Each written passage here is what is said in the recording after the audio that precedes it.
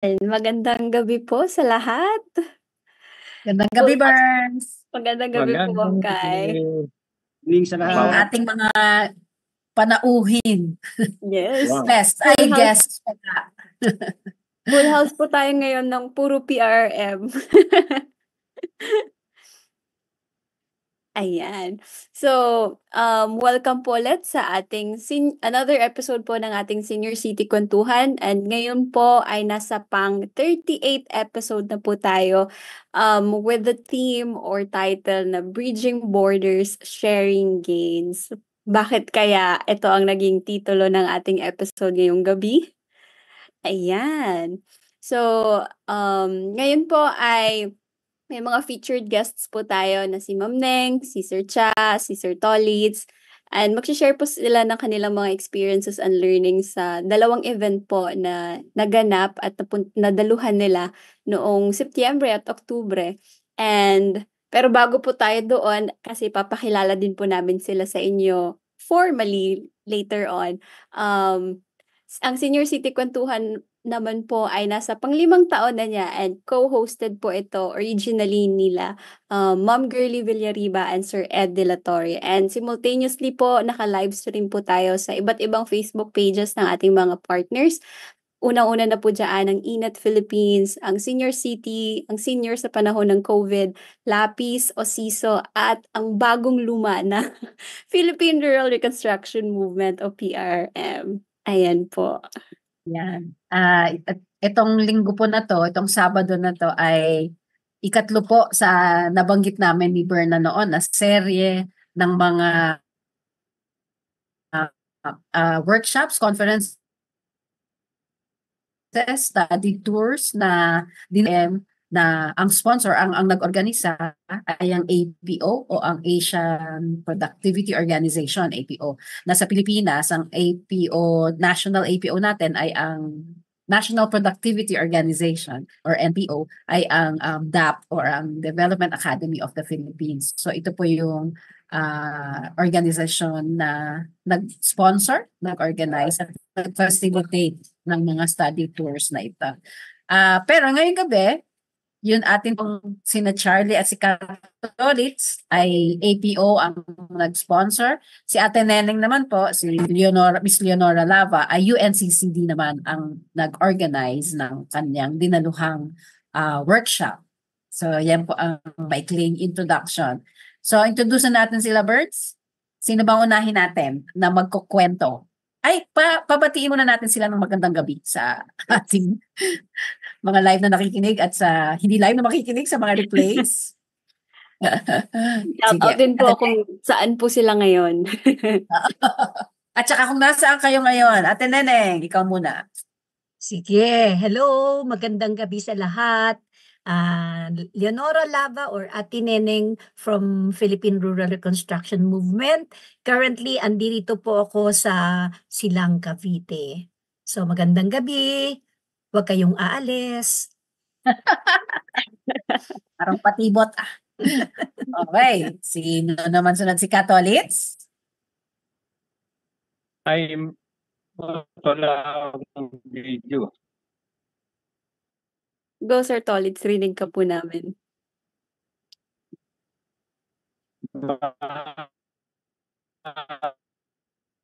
Gandang gabi po sa lahat.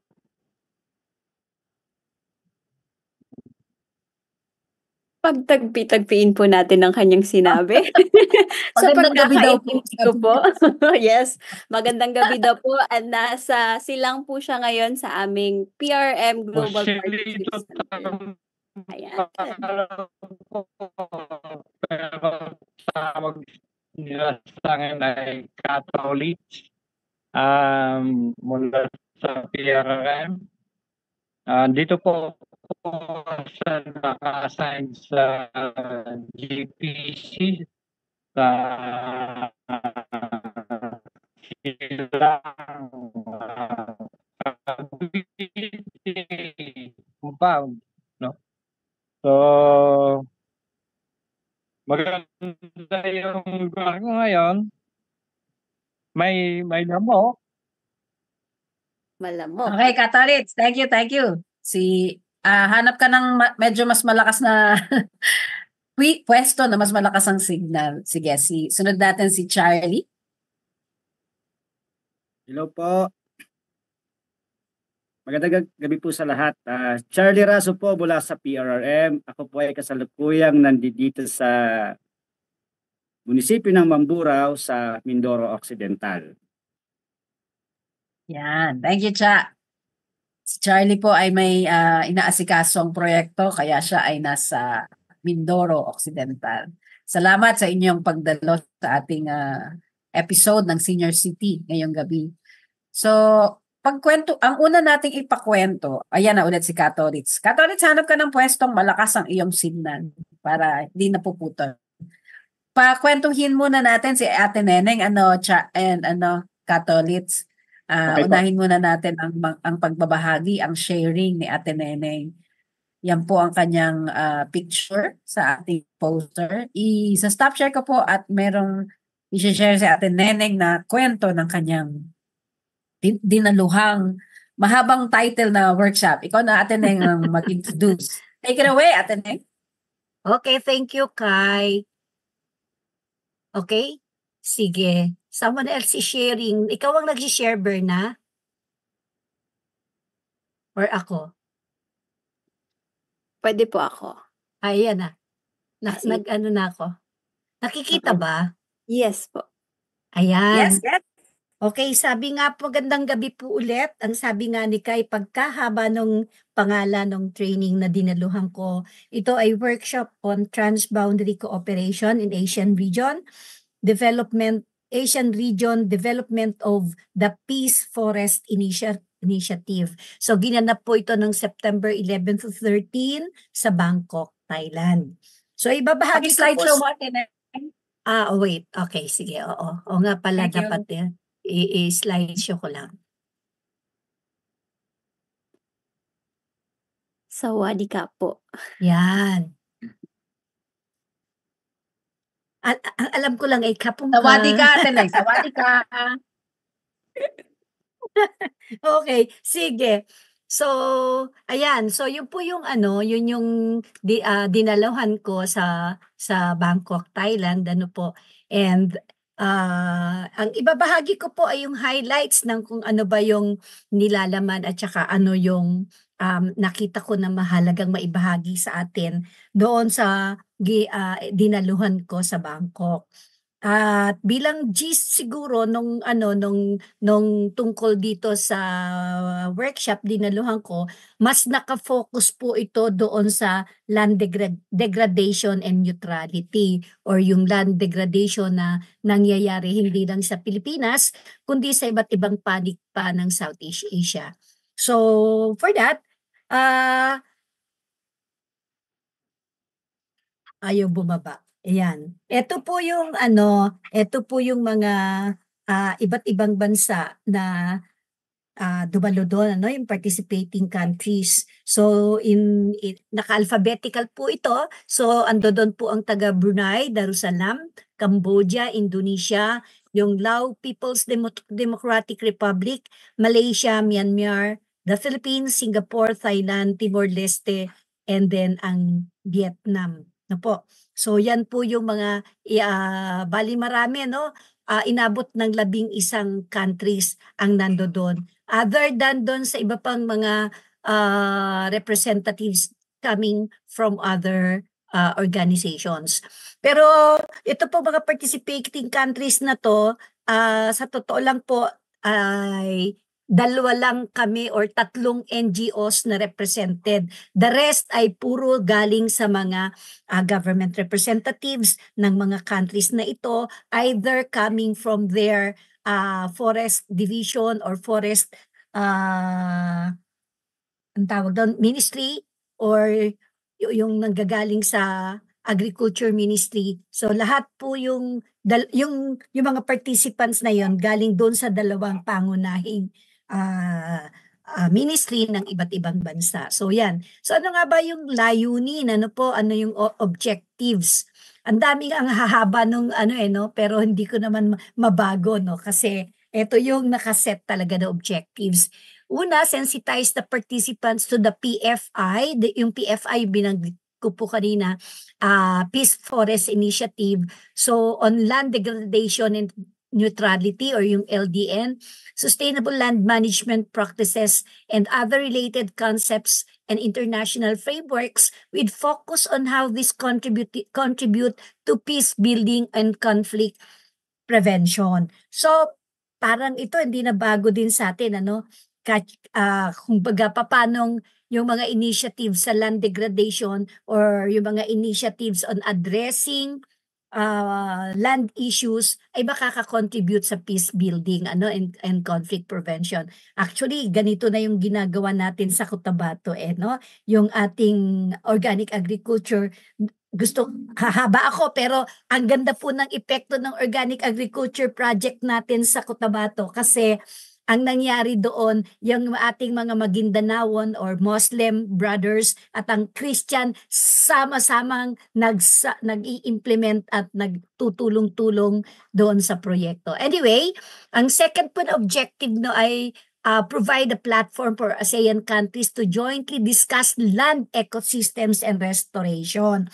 So, yung tinalakay, ano nga ba ang status ng land degradation and papaano ito mabibigyan ng aksyon, and then mag-come up to an agreement on the most urgent cross-border. Siguro yun yung dahilan kung bakit iyon ang title ng ating ng ating episode, no, yung cross-border issues, ano, kasi alam po naman natin Southeast Asia, lalo na dito sa imagine natin kung ilang bansa ang sinasakop ng Mekong River or ng Mekong Delta, na lahat ng iyon ay apektado ng land degradation, and enhance participants' understanding and knowledge of various available funding. So kung meron ba, yung sa pinag-usapan, kung meron tayo mga gantong issues, ano yung posibleng paraan para makapagpasulpot tayo ng pondo or makapagpasulpot ng pera para ma-address yung issue, and then at sa pagtugon ng issues na ito, papaano magkakaroon ng cross-border collaboration. So pagtutulungan, hindi lang na intergovernment na pagtutulungan, kundi pati na rin yung mga CSO, participating CSOs. So yan. So ngayon, highlight po ano yung naging significant insights, lessons, and experience sa pagdalo ko doon, ano. Ang isang napansin ko talaga, no, lahat at kahit ang pagkakaiba po, no, tayo sa Pilipinas kasi wala tayong ka-border na na bansa, archipelagic kasi tayo. So wala tayong kumbaga ka-conflict na other countries. Unlike in some other Southeast Asian countries ay sila, no, mga magkakaratig na bansa through land areas, unlike us. Pero kahit kung makikita, napakatingkad doon sa discussions na hindi kayang sagutin or i-address ang land degradation issues ng papatsi-patsi lang. Kailangan ang multidisciplinary approach to address the issue. Multidisciplinary kasi iba't ibang mga sektor din ang nagko-contribute sa pagkakaroon ng iba't ibang issues. So sa pag-identify or pagsasabi ng multidisciplinary approach, importante na hindi lang din isang sektor ang kumikilos, no? Hindi rin lang kailangan interagency, na ang sinasabi, pag sinabing interagency, hindi lang gobyerno, kundi yung community participation, CSO participation, and government sector na participation. So, eto nga, lalong-lalo na yung binabanggit ko, no, land hindi ko na kasi palalawakin, more or less alam na naman natin kung ano yung land degradation issues, ano. So, ang kauna-unahang kasing naaapektuhan, hindi lang sa Pilipinas, everywhere ito, doon nga sa Southeast Asian countries, yung affected communities, siya yung unang naaapektuhan. Kaya kailangan din siya ay isa sa mangunguna para i-address yung issues. And then, hindi lamang basta-basta dapat nag-identify ng solutions or nakakita ng ano ba ang tamang solusyon.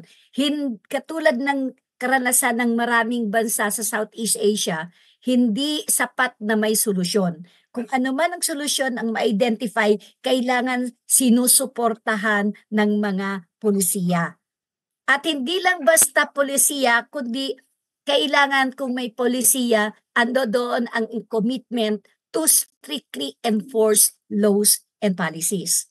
Kasi kung hindi nabibigyan ng ngipin yung mga batas at hindi to maayos na naipapatupad, baliwala kahit gaano kagaling yung na-identify na solution. And then, everywhere, no? Lahat yung bansa, kasi nagkaroon ng country presentations on land degradation issues. And mind you, isa sa pangunahing issue na ipinresinta sa land degradation issue or problem ay yung indiscriminate use of synthetic inputs. At hindi lang dito sa Pilipinas hindi lang dito sa Pilipinas nangyayari yung issue na naabot na yung maximum capacity na matolerate ng lupa yung petro-based or synthetic fertilizer. So kahit gaano karaming ilagay mo na abono, hindi na nag-i-increase ang ani. No? So yan everywhere in other countries pareho.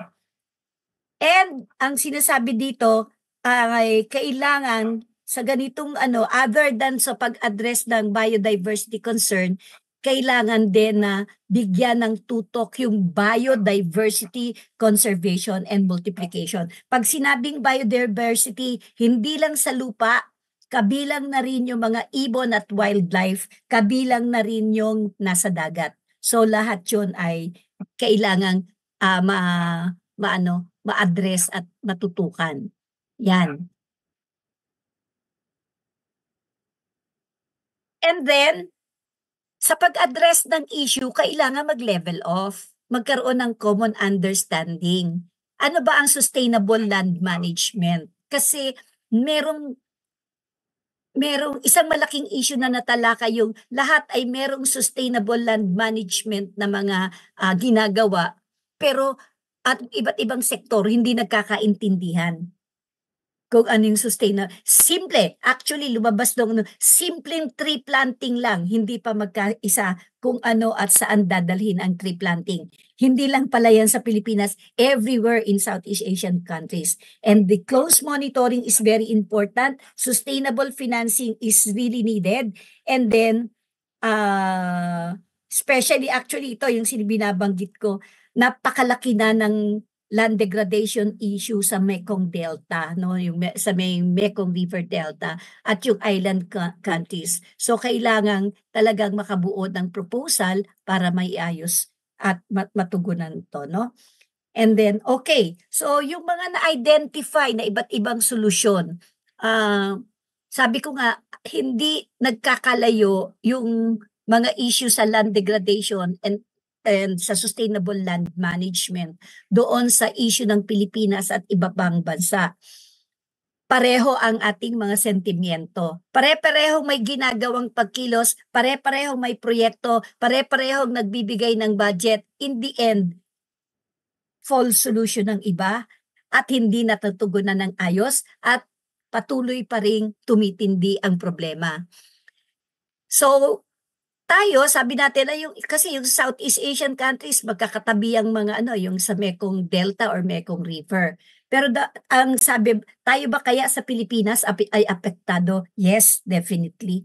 No? Definitely. Kahit tayo ay archipelagic, pero we share the same seas with other Southeast Asian countries.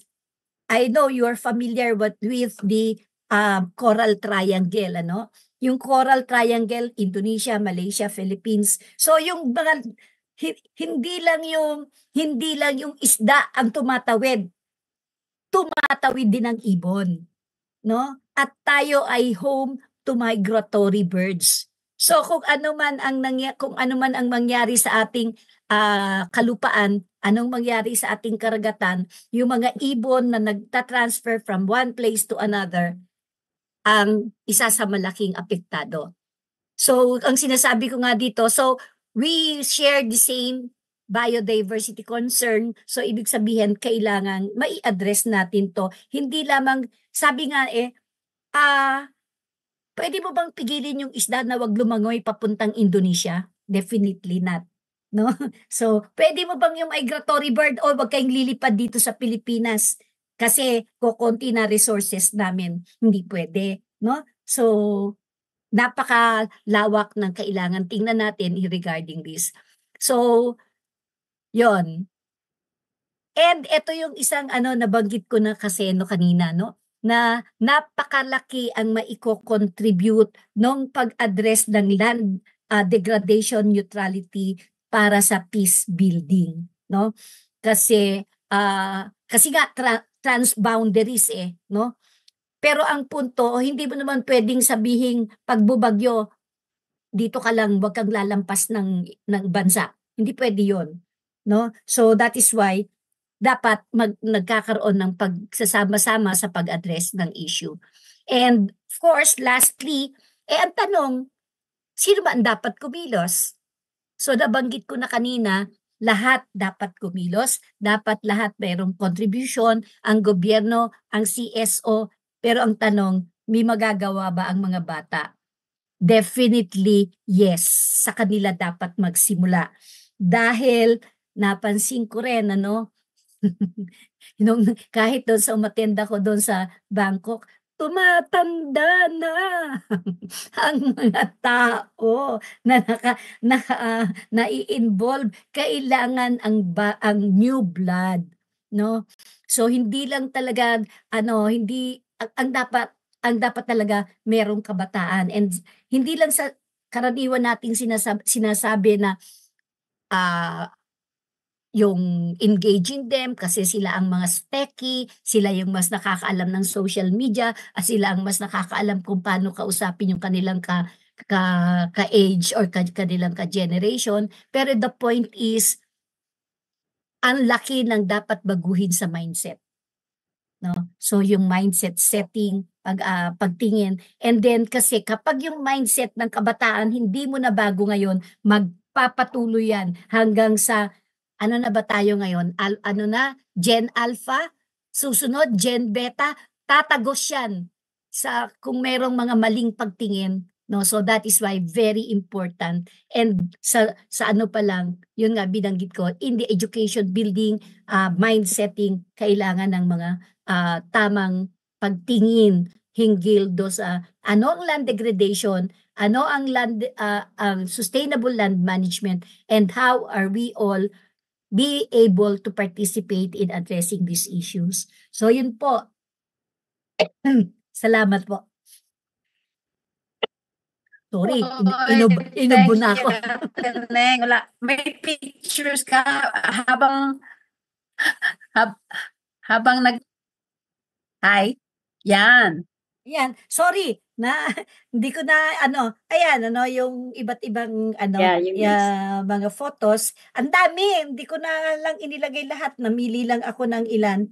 Ayan, yung eto kilala niyo to? Etong katabi ko sa kanan. Sino yan? Hindi nyo kilala. Nagka-apiran kami doon. Doon pa kami nagkita, si LD. Staff natin sa sa Palawan, sa El Nido. Oh. Ayan, siya, itong nag-present. Siya yung representative ng DENR. I see. Oo, si LD. So, Ildefonso. Kiloy. Si Kiloy. Si LD. Yes, alala ko siya. Yes, si LD Kiloy. Asawa ni Noemi. Kiloy. Noemi, yes. Oo. Sabi niya, Ate Neneng, ang tagal na natin di nakikita. Dito tayo nagkita. Sabi ko, oo nga. Nice, ha? Oo. Kilala ko si LD. Oo, si LD na Ilde. Ilde. Oo. Ayan, siya yung nag-present May pictures ka pa, Teneng? Yan, wala na. Yan, Ayan yung dami. buong participants. Oo, yung lahat ng Yan. participants. Marami yan, Alright, pero thank you, hindi ko na Ate. inilagay lahat. Okay, thank you. Yan, salamat. Sharing ni Ate Neng, very briefly lang, nagsimula siya dun sa land degradation na hindi lang Pilipinas ang apektado at pati ibang mga bansa sa Asia, kaya marami yung nasa workshop na yon na nag-attend. At tapos nirelate natin ito dun sa transboundary cooperation. Bagamat wala tayong karatig na bansa dahil tayo ay isang archipelago, gayon pa man, sabi nga ni Ate Nene kanina, bukod sa transboundary cooperation sa lupa, meron ding transboundary cooperation sa karagatan o katubigan. So kailangan ding nakikipag-usap, nakikipag-cooperate tayo sa ibang mga bansa sa Asia, lalo dito sa Southeast Asia. At yung huli niyang slide, kung maalala ninyo, ay panawagan sa mga kabataan. Kaya tatawagin ko naman si Berna. Oo, pero bago yung si Berna, chika. no? Oo, bago si Sige, Berna, Ate nalimutan Neng. kong banggitin. Ang isa sa naging Oo. produkto nito na meron ng binuong proposal para doon sa coastal resource management. Nakapag-edit na ako ng proposal at ibinigay. Pero Oh, ano to wow. ha? Yes, oo, inedit ko na yung pinadalang proposal ng AFO ko at kasama tayo doon. Okay, yun lang. Perfect. Galing. Sige, Berns. Ayun, sa akin naman po talagang, parang sa mga kabataan kasi parang yun lang yung edge nila, namin pala, na, alam namin yung digital era, alam namin 'to lahat. So parang we have the privilege and the time na parang we can do some self-consumption sa mga nakikita namin online. And pero yung algorithm din naman talaga ng social media nakadepende din talaga sa kung ano yung mga bina-browse namin. And siguro more on ang nakikita ng karamihan ng mga kabataan, yung TikTok ng mga dance covers, ng mga kung ano-ano. Pero yung pagkakaroon ng mindset na tutukan din talaga yung land degradation, yung coastal resources natin. Kasi that boils down to our biodiversity din po. Kasi nabanggit nga ni Ma'am Neneng kanina na yung mga migratory birds, hindi mo naman sila mai-stop na, "Ay, wag muna kayo dito kasi kulang yung resources namin." And vice versa, na yung from sa atin pupunta sa ibang bansa. So, hindi natin parang out of control na natin yun. Pero yung kontrolado natin is yung pag-spread out ng awareness talaga sa kung ano yung mga importante ngayon na sustainable for everyone na makikita pa natin in the near future. Itong mga puno, mga malinis na tubig, karagatan, bundok, lalo na yung Sierra Madre, yung mga ganun. So, pagkakaroon lang po talaga ng engagement ng mga youths na magkaroon din sila ng willingness na matutunan 'tong mga bagay na 'to. And I think two-way din po siya na kahit willing sila pero wala silang current resources, pero may resources sila pero hindi din naman sila so hindi nagme-meet halfway. So kailangan po na, mga kabataan tulad ko na aware na sa mga ganitong usapin ay mag-tap din talaga ng mga kabataan na may willingness naman somehow pero wala nga silang resources so hindi talaga nila natututukan 'yun. So parang nawawalan sila ng nauubos yung interest nila o kaya parang binabalewala na lang nila to focus on other stuff na, importante din naman pero importante din naman 'to. So, balansehin natin yung mga bagay-bagay. Ayan po. Yan. Right out of the babe's mouth. So, yan ang boses ng kabataan. So, sabi nga ni Berna kanina, tignan-tignan natin, mag-generate ng algorithm yung ating mga searches sa social media. Yung research natin, ano ba yung land degradation? Masyadong maikli ang oras natin ngayon para ipaliwanag ang land degradation. Pero magsaliksik tayo. Yes po, magsaliksik tayo. Sa kung ano ba talaga yun and on a deeper level para magkaroon din po tayo ng knowledge talaga kung ano yun. So, makikita natin kung saan man yung interest natin to help that or manage that problem na kinakaharap ng karamihan ng Pilipinas, ng buong mundo. So, saan tayo doon? So, wala po yan sa liit o laki ng pwede mo maiambag as long as may willingness kang matuto at mag-ambag sa mga bagay na yon. That matters po. Ayan. Medyo nawala po si Ma'am Kai, pero sana bumalik po siya. Ayan. Pero ayan, so siguro po, ngayon naman, salamat po Ma'am Neng sa sharing niyo po about sa transboundary. Kaya pala, tawag dito, yung first part po ng title natin ay Bridging Borders. Kasi yun po pala yun, transboundary of the cooperation of everyone po na para po mabatal ang land degradation. So ngayon naman po, ito na yung totoo, yung APO.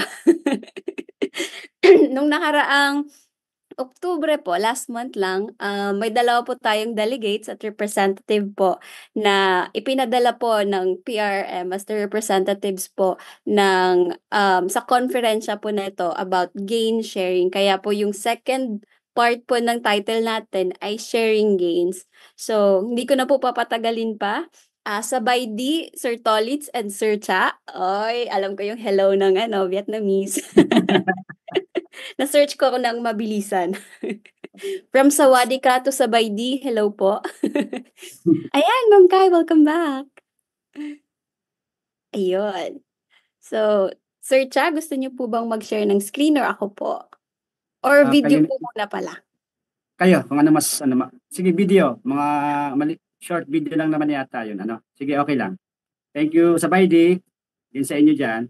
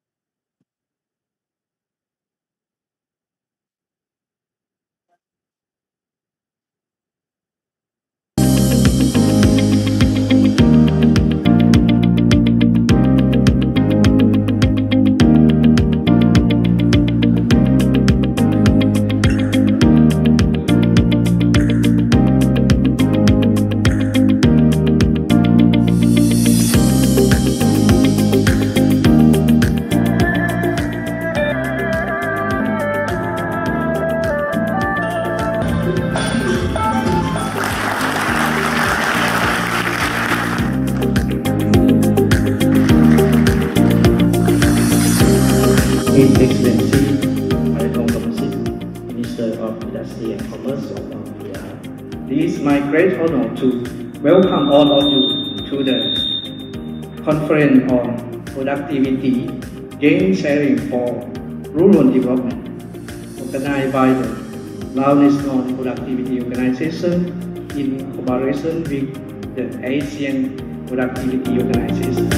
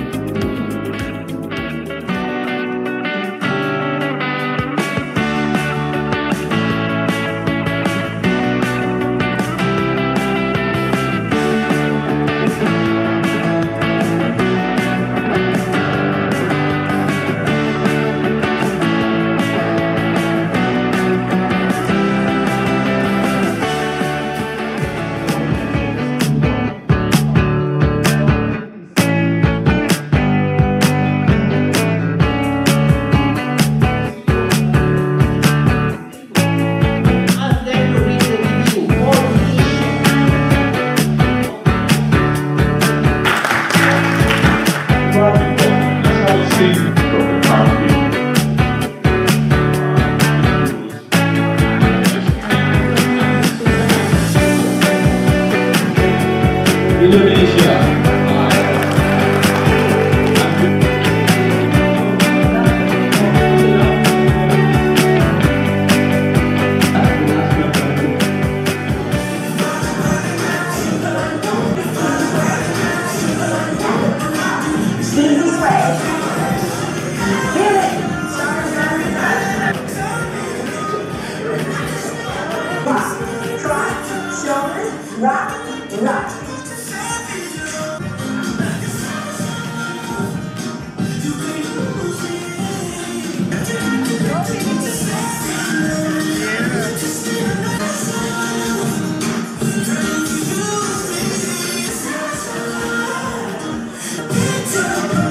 Punch it up.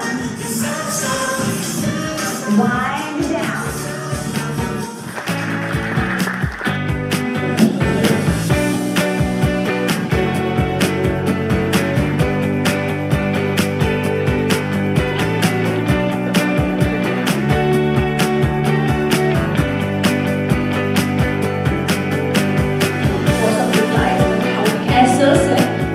One is the home stage.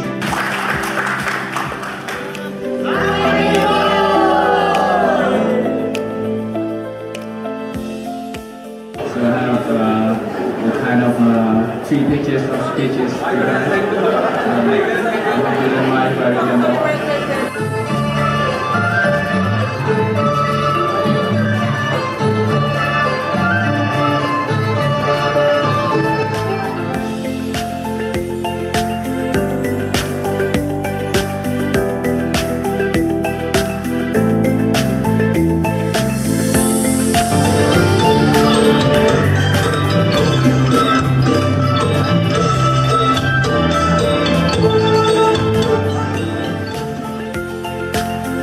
Wow, this is amazing.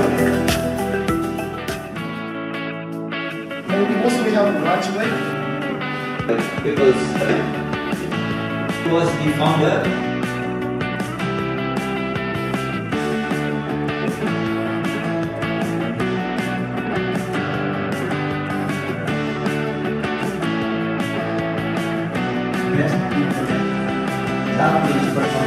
Battle is there. Gangan sector.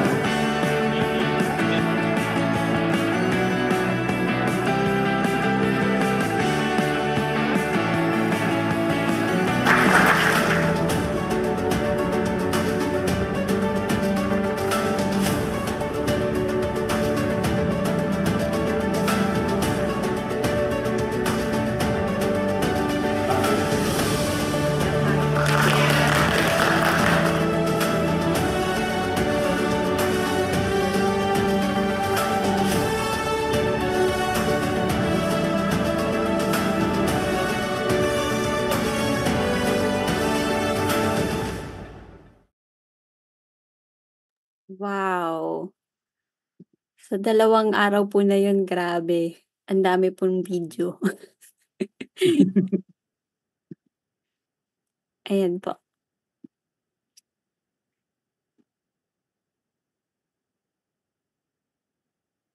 Go, sir. Ayan, sige. Magandang gabi pong muli sa inyong lahat. At kasama ko po ngayon si kasamang Tolits Tambalo na magbabahagi ng aming mga karanasan tungkol po dito sa kapapalabas lamang na aming dinaluhang kumperensya patungkol sa Productivity Gain Sharing for Rural Development. Ito po ay ginanap sa bansang Lao, PDR, sa Vientiane, capital.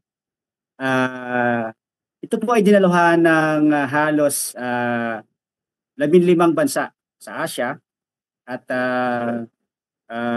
sa Pilipinas, 10 po kaming dumalo dito kasama namin sa PRRM, ang Development Academy of the Philippines, ADAP. Meron din po kaming kasama mula sa UP. Meron din kaming kasama from DOLE at iba pa mga agencies na sa amin sa Pilipinas. So, nakita niyo naman po yung video. Napakadami kaming natutunan. Sa 2 araw talagang puro mga lectures at mga mahalagang karanasang ibinahagi ng iba't ibang mga bansa na mayroong mga karanasan patungkol po doon sa productivity gain sharing rural development. Tinatawag po namin PGS yan. Hindi po yan participatory guarantee system. So yan, ilan sa mga kuhang picture namin ni kasamang Tolits ng konferensya na kung saan maraming nagbahagi ng kwento at mga tawag dito tungkol sa PGS na ito. Sige po, ay ano natin yung ibang photo. Ayan, nakita din po sa video kanina yan. Ito yung Team Pilipinas. Andyan po kaming dalawa ni kasamang Tolits. Ayan, na naka-okay. Ibig sabihin po, first day okay na kaagad dahil buo po ang bansang Pilipinas. Halos 10% po ng populasyon doon ay nagmula sa bansa natin sa Pilipinas. Po. Ayan, yan yung nakita natin sa video po kanina na may dinner. So nagpaano sila yung first night, nagpa-dinner po ang ating LAW, National Productivity Organization, ang host natin. So kami po ay nagsama-sama at mayroong kailangan magsuot ng suot ng Pilipinas, so barong at saya sa mga babae. Yan. May mga pictures pa tayo dyan. Ilan sa mga kuha ng mga aktual na pagbibigay ng karanasan at pagtuturo about participatory productivity gain sharing for rural development. Okay? Yan, isa sa mga ating mga kaibigang Hapon na nagbahagi ng kanilang inisyatiba tungkol sa topic na ito. Yan. Ayan po, pinakita rin po namin pag-graduate namin sa 2 araw at kami ay nakakuha ng certificate of participation sa event na to. Okay po. Sir, question, sino itong sa inyo? Award, siya po yung ministry ng trade ng bansang Lao ang nagbigay sa amin. Yung kanina nagsalita sa video, siya po ang nag-abot sa amin ng certificates naming lahat. Kami po ay more than 114 participants from different Asian countries. Yan, ang Team Pilipinas kasama ang mga importanteng tao sa Lao PDR. Kasama namin sa picture. At ang kabuuang mga kalahok na umatin, ito po yung 114 individuals from different countries. So 14 countries. Yan po. Mukhang kami ang mas marami sa kanila. So sige, ang aking kasama mamaya, si kasamang Tolits ay magbibigay din ng kanyang tugon doon sa mga katanungang ano ba yung mga natutunan namin sa konferensyang ito. So, mamaya pagkatapos ko, ang aking kasamang Tolits din ay magbabahagi ng kanya. Sige po. So, mga aral, karanasan, doon sa 2 araw na pagdalo sa PGS conference. Sige. Of course, ako, sa aking pananaw, next please, Bern. Yan, sinulat ko na nga para mabasa na rin ng ating mga nanonood. Siyempre, ang laking bagay sa akin, yung konferensyang yan, yung PGS conference na yan, kasi ito po ay kalakip ng aking ginagawa sa PRRM, isang malaking eye-opening sa akin ito, na karanasan, dahil isa sa mga mahalagang natutunan ko dito ay ano ba yung importance ng tinatawag na community ownership.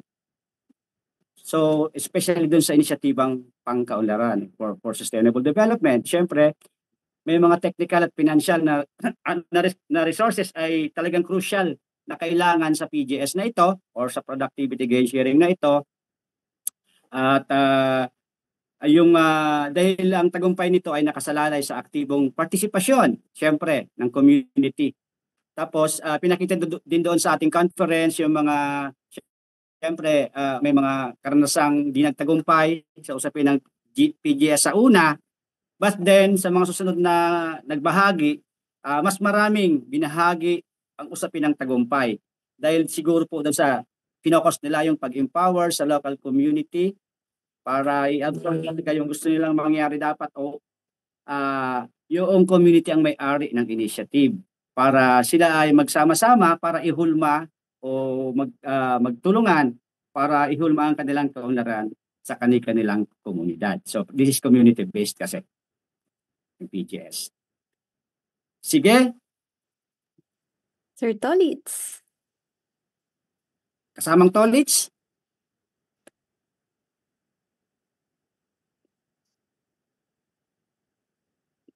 Nakamute po kayo, Sir Tolits. Ayun. Maganda rin muli. Madilim yung background ko kasi nasa labas ako. Nasa kalsada ako ng compound. Kasi dito lang malakas yung signal. Pero sa bahagi ko, may mga present na may konti lang akong baga yung aking konsentrasyon doon sa pag-aaral. Mas marami yung nag-present na hindi ako masyadong hindi iniintindi, kundi focus lang ng konti pero hindi ako masyadong nag-interest. Pero mayroon akong dalawang talagang gustong matutunan talaga. Kaya lang, siyempre, presentation medyo mabilis, pero may binibigyan namang mga copy pagkatapos ng mga presentation. Yung una, yung sa Japan, yung cooperative, yung isa sa mga na-present nila, na kung saan ang mga farmers, lahat, di ba may GA ang Japan, ang ibig sabihin ng GA, Japan Agriculture, na kung saan lahat ng mga farmers ay member nito. So, mula doon sa umpisa ng pagsasaka nila hanggang sa marketing, lahat may tulong ang government, hanggang sa marketing yung mismong cooperative mismo na nagmamanage, sila ang kumukuha ng mga product ng mga farmers na walang kumbaga sa hatid yung mga farmers doon sa kung saang lugar, opisina ng isang cooperative sa bawat bayan. So, hindi masyadong nahihirapan ng mga farmers, saka kumpleto yung kanilang pangangailangan sa kanilang production. So, yun yung isa sa mga hindi nawala sa isip ko. Pangalawa, yung pangalan to, yung sa agriculture din siya, na kung saan ilang bansa ginanap yung research. Yun nga lang, hindi tayo nakasama. Iba-iba yung gustong abot ng research nila, pero ang isa sa mga tinutukan ko, kasi yung ibang presentation nila, halimbawa yung rural development, alam na natin yun, pinaliwanag ano bang rural development, tapos yung food system, transformation, alam naman natin yun, ito yung daluyan ng lahat ng mga pagkain mula sa pinanggalingan na tinanim na magsasaka hanggang sa kumain nito. Ganun lang yung ibig sabihin niya, pero maraming technical terms na ginamit dito, maraming mga strategiya na ginamit. Tapos yung mga bansang pinagdaosan ng research, ito yung mga farmers, ito yung maliitang community lang. Hindi siya malalaking mga barangay o village na ito yung maliliitan lang na mga communities na pinagdaosan ng research nila. Katapos ng isang di makakalimutan doon ay yung lawak ng pag-aari ng mga magsasaka, na kung minsan yung iba ay may problema sa ownership din, na parang Pilipino din na ilang magsasaka din ng hindi pag-aari ang lupa. Isa sa mga concern na tinugunan ng research. Tapos yung natawag dito, yung kanilang mga sinasaka doon sa pinagdaosan ng research, siya, patsi-patsi. Ibig kong sabihin na patsi-patsi, kalat ang mga agriculture na yung yung mga sinasaka ay hiwa-hiwalay. Hindi kagaya dito sa Pilipinas, pag napunta ka ng Nueva Ecija, makikita mo palayan. Pag napunta ka ng Negros, makikita mo ang tubo, na panay tubo. Doon sa pinagdaosan ay hindi ganon. iba-iba. Kaya lang meron siyang advantage kasi yung mga ginagawa ng mga farmers, iba-iba yung kanilang mga tinatanim. Tapos ang isa sa mga tumimo sa isip ko pinakahuli, yung digitalization ng agriculture na ginawa nila. Tangin mo yung digitalization, ito yung marketing sa kung saan gumamit sila na ito naman na yung uso ngayon, di ba? Mula sa internet. Pag nagbenta ka, internet na lahat. Tapos yung isa sa technology pa, itinaas na nila ang antas ng technology. Mula sa manual na pag-i-spray ng hindi di baterya, yung binubomba, napunta na siya ngayon doon sa drone. Kasi yung last presentation noong present ito, nakita ko yung malaking drone lang saan. Siya ang nag-i-spray, siya din ang naghahakot ng mga product, tapos may mga ginamit pang mga parang cable mula sa bundok, binababa. Hindi pa sa ng tao, kundi nasa cable na dumadaan parang nag-glide yung mga product nakalagay sa mga kahon-kahon na.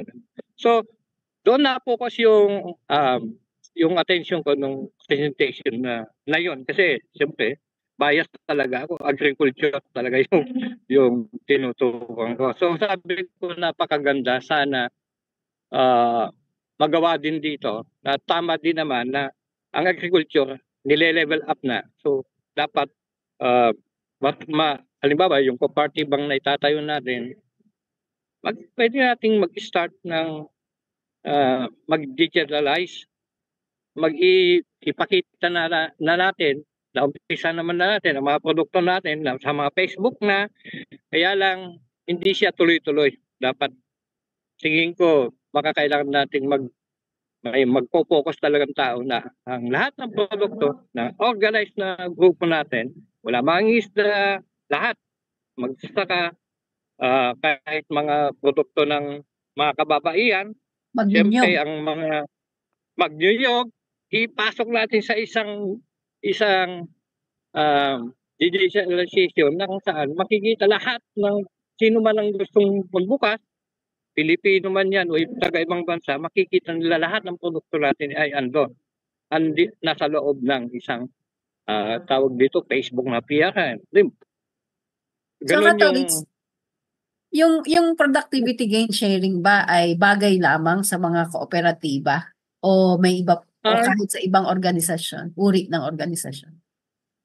Kahit ano pong organisasyon na mayroong, kasi ang mahirap kasi sa atin kapag cooperative, marami kang kapag year-end na, ang dami mong kailangang mag-report ka CDA.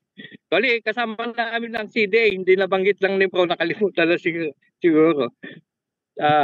Kasama namin ang Cooperative Development Authority na ano. Pwede rin namang magnegosyo ang mga farmers association. Pwedeng, di ba, yung social enterprise na kinuha natin, pwede naman yan. Yes, totoo po yun. So, hindi lang cooperative natin. Tama po yung sinabi ni kasamang Tolits. Actually, doon sa 8 case studies na narinig namin at binahagi sa amin, meron ako nagustuhan isang SME o Small Medium Enterprise na binahagi. Yun yung tinatawag na PAC-ALI na sikat ngayon sa Malaysia. Sa mga nakikinig po, i-research niyo po yung PAC-ALI kung paano siya nagsimula at paano siya nag-progress gamit ang konsepto ng productivity gain sharing. Mamaya siguro pag may time pa, gusto kong ipakita din sa ating mga nanonood ano ba yung prosesong pinagdaanan ni PAC-ALI.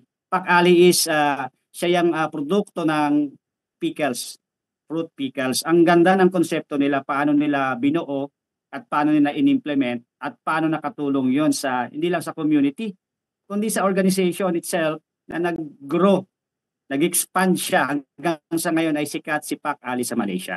Yun ang I think applicable. Kung sa next question na ano sa tingin niyo applicable ito, gaano siya kaganda, paano siya i-apply sa sa Pilipinas. Napaka-posible po. May mga iba talaga silang karanasan na posibleng i-adapt natin dito sa Pilipinas. Yes. Baka nga sa mga sulok ng Pilipinas baka may kapareho ng gumagawa ng ganyan. Kailangan lang nating malaman kung saan yan at sino. O kung wala pa, paano natin mapapalaganap tulad nung sinasabi. Ma'am Kai, doon po sa nakita namin sa kanila, may mga gumagawa na sa Pilipinas. Kailangan lang pong ikon talaga. Idiretso kasi ito po ay benepisyo ng gumagawa at ng organisasyon o kaya ng isang SME.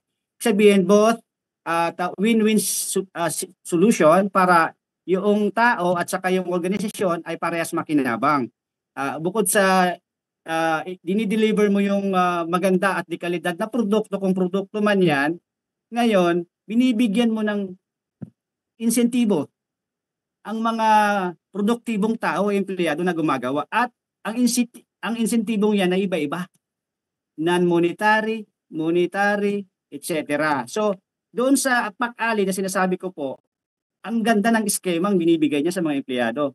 Kaya, mas naging produktibo, mas naging di pala absent, mas naging efficient and epektibong worker na halos every year.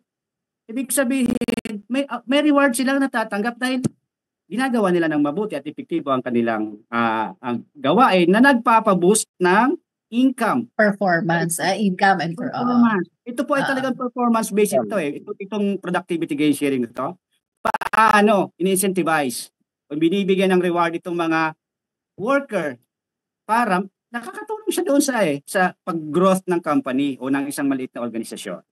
Yung PAC-ALI is one of the best presentation I've ever heard. Talaga? Yes. Ano nga yan? I-search nga natin yan. PAC-ALI, spell mo nga dyan.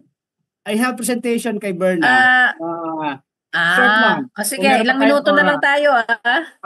Paano niya sinagawa ang kanyang maliit na, nagsimula sa maliit, sige po, pakikuha. Yan, si PAC-ALI, 1985, in-establish sa isang community lang muna. Halos 10 community workers ang nagpasimula, tapos later on, nakagawa, in-integrate in-adapt si PGS nagpasimuno nito, naging 100 sila. At ang kwento niyan, dahil napag-aralan niya ng gusto yung konseptong PGS at naging epektibo sa kanila.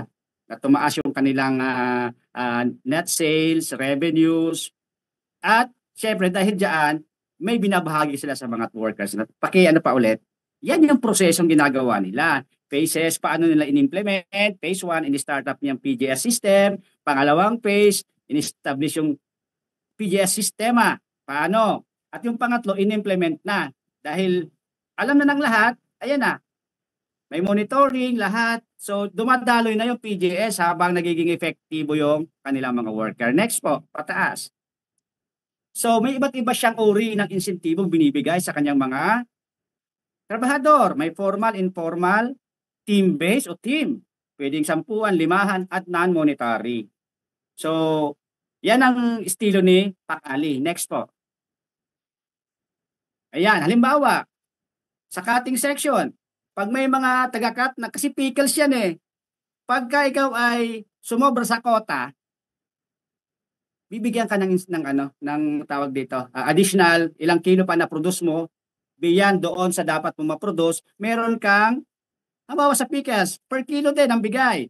So, mas nagiging productive yung isang empleyado. Halimbawa yan. So ganyan. Pangalawa.